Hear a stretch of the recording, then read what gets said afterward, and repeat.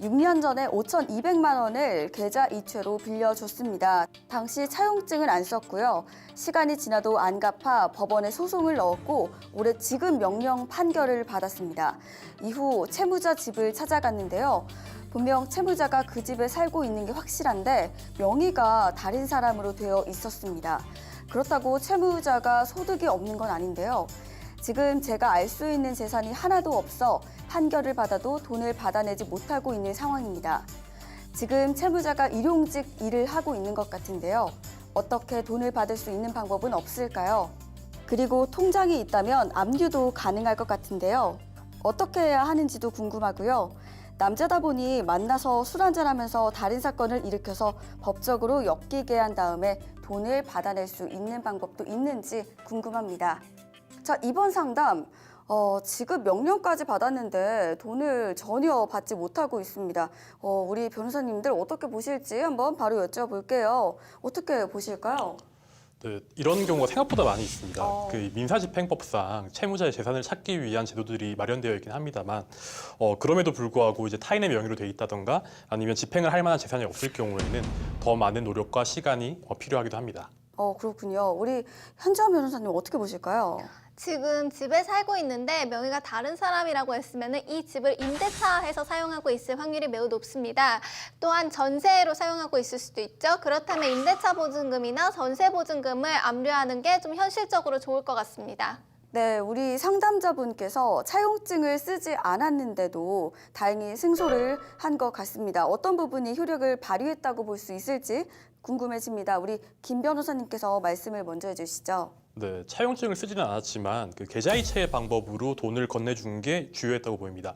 계좌이체의 그 기록마저도 없었다면 그 지급 명령이 나오지 않았을 수도 있습니다.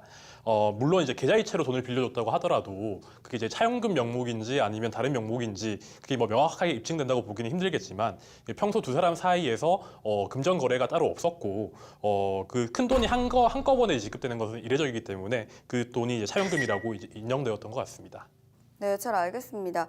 이렇게 상담자분이 지급 명령 판결을 받고서 이 채무자의 집을 방문했는데 분명 이 채무자가 살고 있는 집이 확실하다고 보고 있는데 그 집이 이 채무자의 명의가 아니었다고 합니다. 이 경우에는 그 집을 통해서는 이 돈을 받아낼 수는 없는지 이 부분 궁금해집니다. 어떻게 보실까요? 이 경우에는 집 자체를 경매에 붙일 수 있는 방법은 없다고 보시면 됩니다. 다만 이제 아까 말씀드린 것처럼 임대차 보증금을 압류를 할 수가 있는데요. 임대차 보증금을 압류하기 위해서는 이제 본인을 채권자라고 하고 그리고 상대방을 채무자라고 하고 집주인을 제3채무자라고 한 다음에 임대차 보증금 채권에 관해서 압류를 하는 신청을 하면 됩니다. 채무자가 일용직을 하고 있는 것으로 추측이 되고 있는데 그렇다면 또 그 회사를 찾아가서 우리 상담자가 월급 가압류 신청을 할 수 있는지 그 부분 궁금해지는데요. 어떻게 보실까요?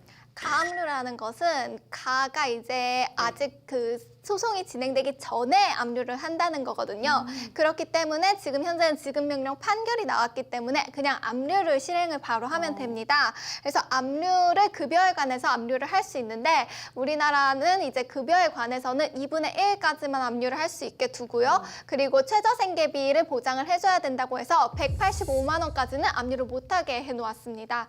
그렇기 때문에 그 이상 범위에서 2분의 1까지만 압류를 하실 수 있다고 보면 됩니다.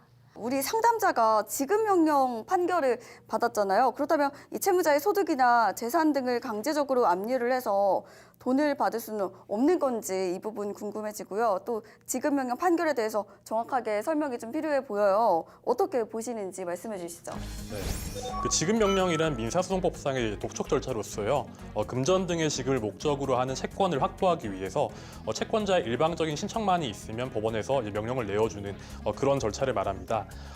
그리고 확정된 지급 명령 또한 이제 강제 집행으로 나아갈 수 있는 집행 권한의 역할을 할 수 있기 때문에 지급 명령을 근거로 압류 등의 강제 집행 절차로 나아갈 수 있습니다. 네, 잘 알겠습니다. 자, 우리 상담자분은 이 채무자와 술을 한 잔 먹고 또 다른 법적인 문제를 만들어가지고 돈을 받아낼 수 있는 방법도 생각을 하고 계신 것 같으세요. 오죽 답답하면 이럴까 이런 생각이 들기도 하는데 역으로 어떤 문제를 만들어내는 게 좋은 방법인가? 이런 생각이 들기도 하는데 우리 변호사님도 어떻게 생각을 하실까요?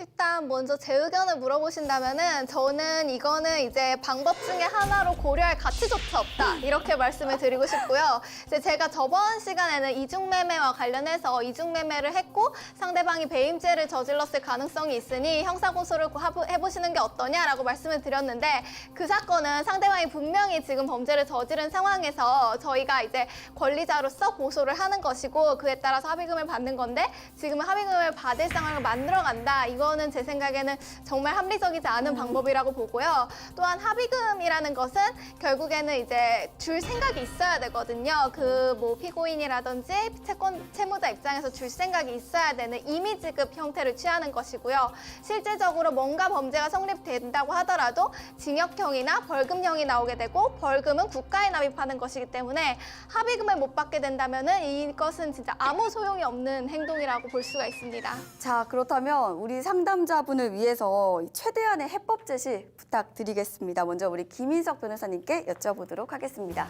네, 채무자가 계속해서 사회생활을 하는 이상 뭐 소득이 없을 수는 없겠죠. 그리고 당연히 소득이 있다면 재산도 발생을 할 것입니다. 그래서 이제 민사집행법상의 절차들 뿐만 아니라 채무자의 주거래 은행이 어디인지, 그리고 직장은 어디인지, 그리고 어디에 살고 있는지 뭐 이런 것들을 통해서라도 이제 채무자의 재산을 찾으려는 노력을 계속하시길 바랍니다. 네, 이렇게 두 분의 해법 제시 잘 참고해 보시길 바라겠고요. 법률 이스타 상담소 여기까지 준비했습니다.